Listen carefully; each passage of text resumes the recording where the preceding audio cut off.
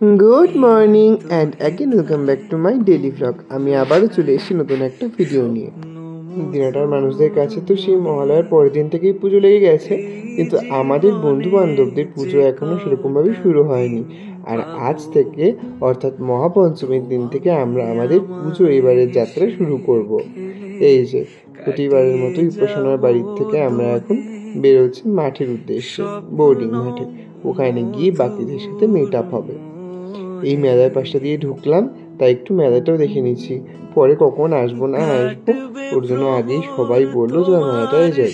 আর এসে আমাদের ছ্যাবলামি ফাজলামি সব শুরু হয়ে যাচ্ছে। ওই দেখো অনন্যা আমাকে এখন বলছে মোটা চল এখন আমরা ওটা থেকেই উঠি। আমার আর তো দুজনেরই বয়স নেই ওটায় ওঠার, ওটায় আমরা উঠতে গেলে ওটা ভেঙেই পড়ে যাবে।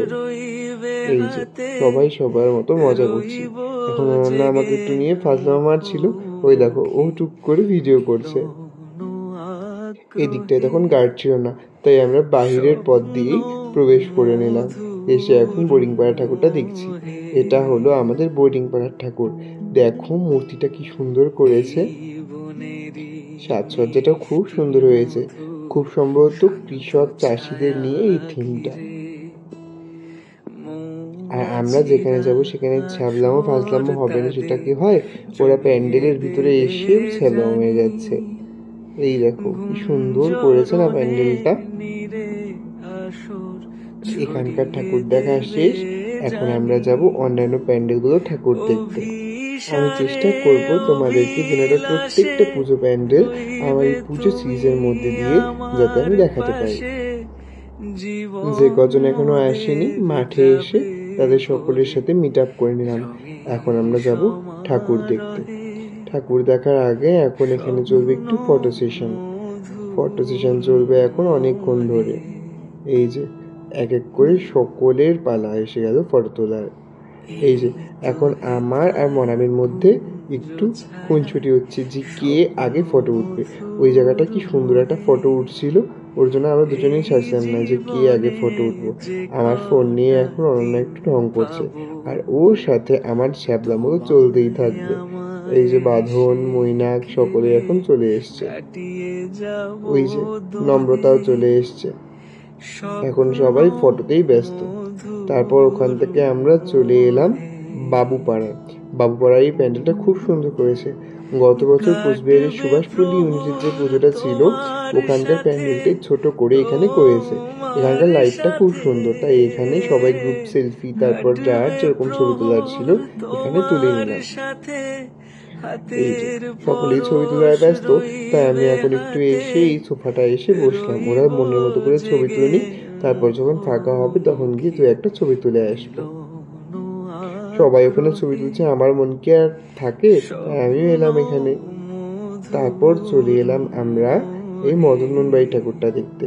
এখানে এসে মাহির দেখা হয়ে গেছিল বাবার সাথে। তারপর আমরা এলাম মদন বাড়ির ভিতরটায়। দেখো কি সুন্দর বানিয়েছে। আর এখানে বানিয়েছে হলো কাশী বিশ্বনাথ ঘাট। ওই দেখো কি সুন্দর। এখানে এসে দেখা হয়ে গেল এই দেখো বর্ণিনী পিসির সাথে। বর্ণিনী আর পিসি বর্ণিনী দাদুদিকে নিয়ে ঠাকুর দেখতে বেরিয়েছিল। আর এই যে নদীর মতোটা বানিয়েছে, এটা দেখে আমার একদম ছোটবেলার কথা মনে পড়ে যাচ্ছিল। ছোটবেলায় আমরা এভাবেই তো পুকুর বানাতাম কালী পুজোর সময়। এই যে ঘাটটা দেখতে পাচ্ছ, এখান থেকেই পুরোহিতরা গুলো থাকে এবং আরতি করে। এখন ওরা হয়তো বিশ্রাম নিচ্ছে। খুব সুন্দর করেছে। আর ভিতরটায় এই যে দেখতে পাচ্ছ এটাও খুব সুন্দর। এটা প্রতি বছরই প্রায় থাকে। গত বছর এটা বাইরে ছিল, তার আগের বছর ভেতরে, আবার এবছরও ভেতরে। এইখানে না এবার একটাই ঠাকুর করেছে, অন্যবার দুটো ঠাকুর করে। তারপর ওখান থেকে চলে এসেছিলাম আমরা একটু পেট পুজো করতে।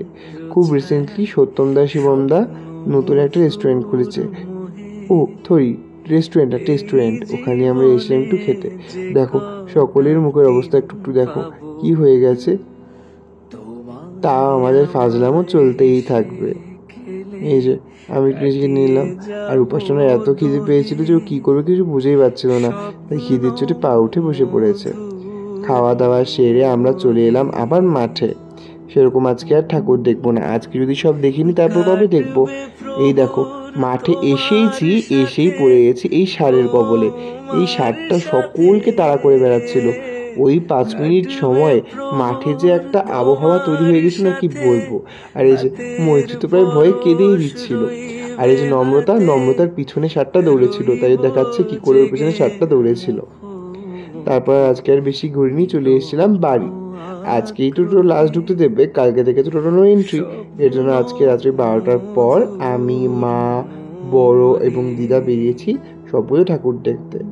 মা আর দিয়া তো কোনোদিনও ঠাকুর দেখে না, আর টোটো ছাড়া তো আরোই দেখবে না হেঁটে হেঁটে।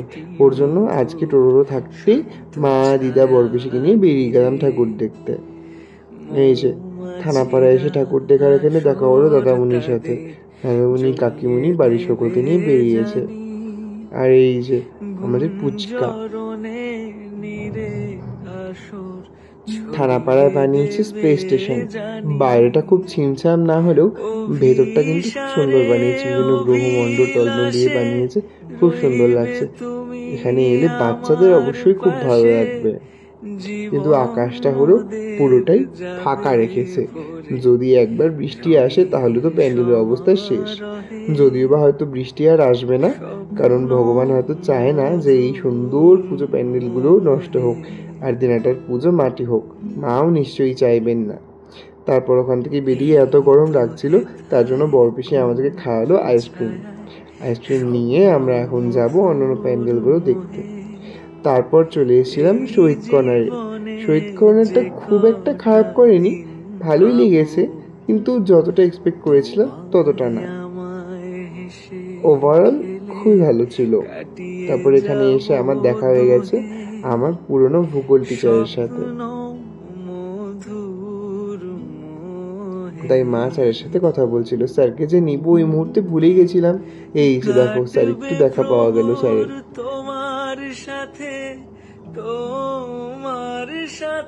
এমনিতে খুবই সুন্দর করেছে, কিন্তু আমার মনে হয়েছিল ভিতরে আর একটু কিছু থাকবে, সেরকম কিছুই পাইনি। কিন্তু এই হাতিগুলো খুব সুন্দর সাজিয়েছিল, হাতের কাজ ছিল সূক্ষ্মাতি সূক্ষ্ম। আমার মনে আছে 2017 সাল, তখন আমি পড়তাম ক্লাস 4-এ। তখন শহীদ কর্নারে না একবার বানিয়েছিল পরীর দেশ। এত সুন্দর হয়েছিল পরীর দেশটা, কি বলবো, মারাত্মক সুন্দর হয়েছিল। ওবার শিলিগুড়ি থেকে পর্যন্ত আমাদের আত্মীয়রা এসেছিল এখানে ঠাকুর দেখতে। তখন কিন্তু দিনাটার ঠাকুর অতটা একটু পরিচিত ছিল না, টুকটাক ছিল। ওই বছরের পর থেকেই হয়তো দিনাটার নাম আরো বেড়ে গেছে। ঠাকুরটাও খুব সুন্দর হয়েছে এখানে। তারপর ওখান থেকে চলে এলাম আমাদের স্কুল গোপালনগরের ঠাকুর দেখতে। ওখানে এসে দেখা হয়ে গেল প্রত্যক্ষর মা কাকিমুনির সাথে। মার অনেক পুরোনো দিনের বান্ধবী। আমরা যখন ছোটবেলায় থাকতাম মাদের সাথে, তখন কাকিমুনিরা বসে বসে গল্প করতো। এই যে এখন দিদা দেখো যাচ্ছে আমাদের গোপালনগরের ঠাকুর দেখতে। এখানেও বাঁশ দিয়ে বানিয়েছে, এখানে বানিয়েছে বাঁশের ফুলে দুর্গা হাসে। খুব সুন্দর একটা থিম। আর নিজের স্কুল বলে কথা, আলাদা একটা টান তো থাকবেই। খুব সুন্দর করে বানিয়েছে এখানে। দিনাটার পুজো আর কিছু বলা অপেক্ষা রাখে না। এক্সে বার্কার এক, কোনটা ছেড়ে কোনটা দেখবে সেটাই ভেবে পাবে না। প্রতিটা প্যান্ডেলই একে অপরকে টক্কর দেয়। এই যে আমার দিদা নতুন শাড়ি পরে সেজে গুজে ঠাকুর দেখতে বেরিয়েছে। এই যে আজই লাস্ট, এরপরে এই মহারানীকে আর আমার মাকে কোনোদিনও তোমরা হয়তো পুজোর ভিডিও সেরকম একটা দেখতে পাবে না। তারপর চলে এলাম আমরা রাসবিহারী ইউনিটে। এটা হলো ঝুড়িপাড়ায়। এখানেও খুব সুন্দর করেছে। সমস্ত কার্টুন দেখো, গোপাল ভাঁড়, অগি, নাটবল্টু, ডোরেমন, নন্টে ফন্টে, মোটু পাতলু সব দিয়ে সাজিয়েছে। এই ফ্রেমগুলো খুব সুন্দর। আমাদের যখন টিউশন ছিল তখন দেখতাম এগুলো বানাচ্ছে। এভাবে যে করবে বুঝতে পারিনি। আর তারপর এই ভিতরটা আরো সুন্দর, দেখো কি সুন্দর পদ্ম ফুলগুলো বানিয়েছে। আর এখানে রেখেছে সারি সারি গোপাল ঠাকুর। এই পাশের দেওয়ালটা পুরো সারি সারি গোপাল ঠাকুর রেখেছে। এই প্যান্ডেলটাও খুব সুন্দর হয়েছে। আর ঠাকুরটা তো অসাম, কোনো কথাই রাখে না। তারপর চলে এলাম আজকে লাস্ট ঠাকুর দেখতে।